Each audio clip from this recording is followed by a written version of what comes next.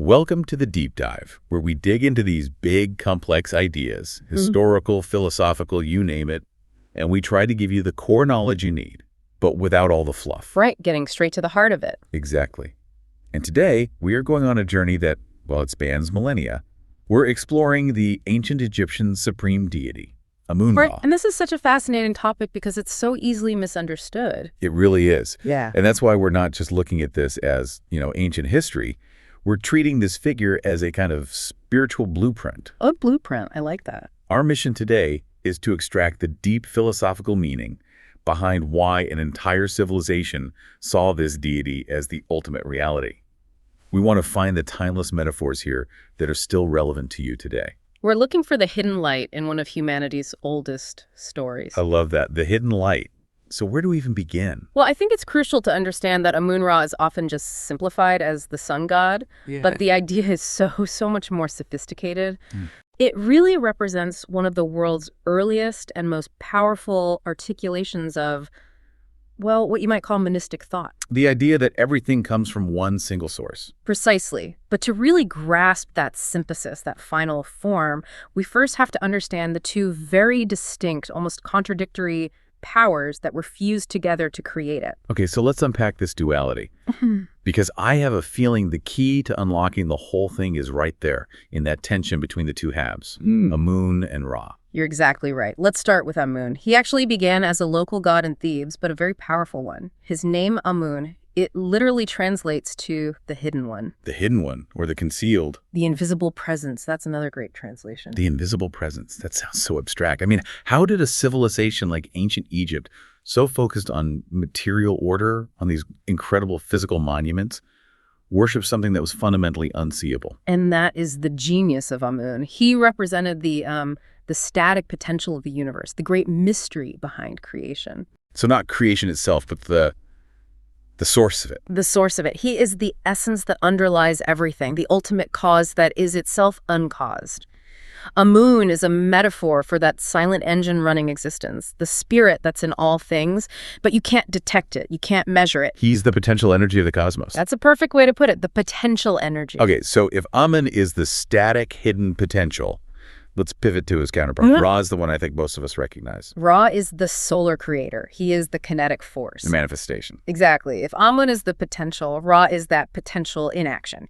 He is the eternal light we see traveling across the sky, symbolizing illumination, life, energy, clarity. The victory of light over darkness. Right. And crucially, Ra was the active upholder of divine order, which the Egyptians called Ma'at. Okay, we have to talk about Ma'at. We've used the term, but it's so critical for understanding their entire worldview. For anyone who's not familiar, what does Ma'at actually represent, and why is Ra its guardian? Well, Ma'at is the principle of cosmic harmony. It's truth, justice, balance, equilibrium.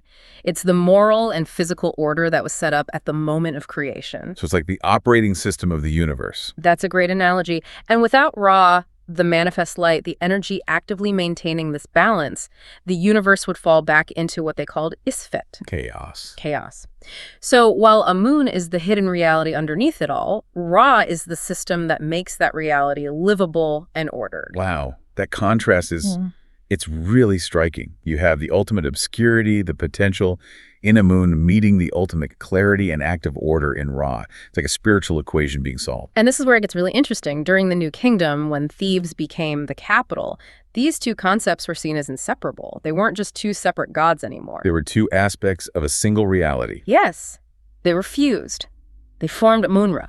The hidden light. The hidden light. That name alone, it feels like the foundational insight for this entire deep dive. It means the absolute invisible source has to, by its very nature, manifest. It has to become visible as light and life and order. It is such a profound realization, the idea that the divine essence is simultaneously beyond all forms, that's the Amun part, and at the same time, it's intimately present within all forms. Acting as the very light and life that sustains them. That's Ra. You cannot have the revelation without the source, even if you can't ever see the source itself. Okay, but this brings up a huge question for me, almost a paradox. If Amun is this ultimate, unknowable mystery, Why did the Egyptians spend centuries building these absolutely colossal temple complexes at Karnak and Luxor to worship him? I mean, isn't that a contradiction, building a physical monument to the invisible? That is a brilliant question, and it really speaks to how sophisticated their thinking was. The temples weren't built for the unknowable part of Amun. They were built for the manifested power of Amun-Ra. The rituals, the architecture, all of it was designed to access the active, sustaining power of Ra, the light. So it was about ensuring that the hidden unity of Amun kept flowing into the world as order, as Ma'at. Precisely. The temple was a physical place where the hidden source could be, well, tangibly encountered through its manifestation. What's so fascinating is how universal that idea is. This wasn't just some local Egyptian quirk. I mean, if you connect this to the bigger picture, this synthesis of a hidden source and a manifest reality, it just shows up everywhere. Absolutely everywhere. When we look at Amun-Ra, we're really looking at a foundational pattern for so many spiritual frameworks. Like what? What are some parallels? Well, take the Hindu tradition. Amun-Ra has this beautiful parallel with the union of Brahman, the ultimate formless, timeless reality, and Atman, which is the spark of that divine consciousness inside the individual. The macrocosm and the microcosm. Exactly. The Egyptian metaphor ensures that the huge cosmic force, Amun, is directly linked to your living, breathing consciousness, which is Ra. It also reminds me of Taoism. The unnameable Tao becoming the 10,000 thing. Yes. Or even in Western thought, it echoes Aristotle's concept of the unmoved mover, the first cause that's outside the chain of cause and effect. Amun-Ra provides this ancient, visceral framework for a truly timeless truth. So if that fusion of Amun and Ra gives us the blueprint for reality, then the daily mythological cycle, well, that's the instruction manual for time. That's a great way of putting it. It tells us how this reality sustains and renews itself every single day. Let's get into that narrative, because the story of Amun-Ra's journey makes these huge concepts feel much more concrete. It's the ultimate narrative instruction, and it's all about constant renewal, inner awakening. In the morning, the sun god rises as Khepri. The scare beetle. Yes, often depicted as the scarab beetle, which symbolizes spontaneous creation, self-potential.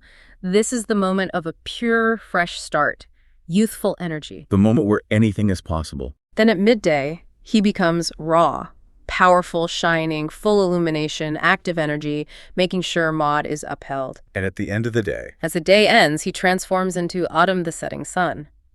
Autumn represents completion, rest. He's fading into the horizon, getting ready for the next phase. But the journey doesn't stop there. Yeah. This is what's so key. The night is the ultimate philosophical test, where the light has to face total darkness. That's when Amun-Ra travels through the Duat, the underworld. It symbolizes the chaotic, the unconscious, the hidden realm.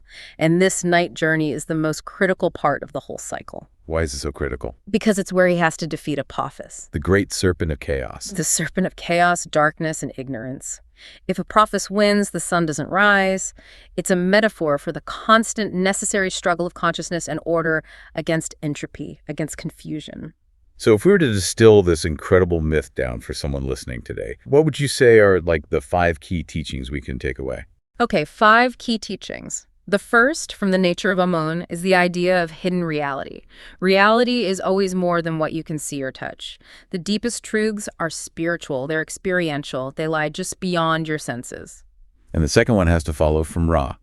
Light is expression. All the good stuff, wisdom, clarity, life, success, it's all an expression of that deeper, unmanifest source. Your own clarity is proof of that inner source working through you. Exactly.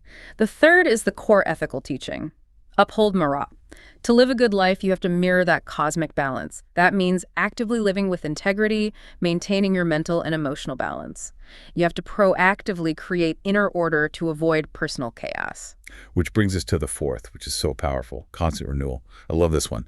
The fact that the sun rises every single day after defeating chaos means that total transformation is always possible. Always. You can be spiritually and emotionally reborn every single morning, no matter how dark the previous night was. And the final teaching, number 5, connects the divine right back to you, the divine within. The Egyptians believed that the spark of life, that hidden light, Amun-Ra, lived in the heart of every single person. And that detail about the heart, that's one of the most compelling differences between their view and our modern one. We see the brain as the seat of intelligence. of the self. But for them, it was the heart. The heart was the center of divine awareness, intelligence, and spirituality. It was the repository of your consciousness. And its moral state determined your soul's destiny. You see this so beautifully in the Judgment of the Dead, where the heart is weighed against the feather of Ma'at. So it's not just a metaphor. It's the core belief that your integrity, your inner awareness, that spark of Amun-Ra inside you, that's what truly defines your entire existence. Yes, and when you synthesize all of this, you realize the Egyptians saw the spiritual and physical worlds not as separate, but as one continuous reality, a perfect unity of the invisible and the visible. And the sun itself stops being just a star in the sky. It becomes the ultimate symbol for consciousness, for truth, for vitality, for human awakening. Life itself is this guided journey, moving through your own inner day and inner night. And Amun-Ra's cycle guarantees that there's always guidance, always renewal, and eventual victory through both the light and the darkness. Right. So what does this all mean for us today? I mean, what's the practical, modern application of a philosophy centered on a combined Egyptian deity? I think it matters because Amun-Ra gives you a framework for managing chaos. That continuous cyclical defeat of Apophis isn't just cosmic, it's personal. It's the fight against procrastination, against stagnation. Exactly. It teaches that this hidden intelligence exists even when you can't perceive it. And, maybe most practically, it tells us that maintaining inner order, your personal ma'at, is a daily conscious fight. Your inner light has to actively rise every day to dissolve the darkness of ignorance or confusion. It's an invitation to see your life as sacred, as connected to a hidden intelligence, and filled with an inner light that is capable of conquering anything you face. That's it perfectly. We dove deep into Amun-Ra, this incredible fusion of the unknown source and the manifest reality. It's one of humanity's oldest and maybe most complete metaphors for invisible truth and inner illumination. It truly is. So, as you go about your day, take this piece of ancient wisdom with you. Remember the profound lesson of the cycle. Even when unseen. Your inner sun is always rising.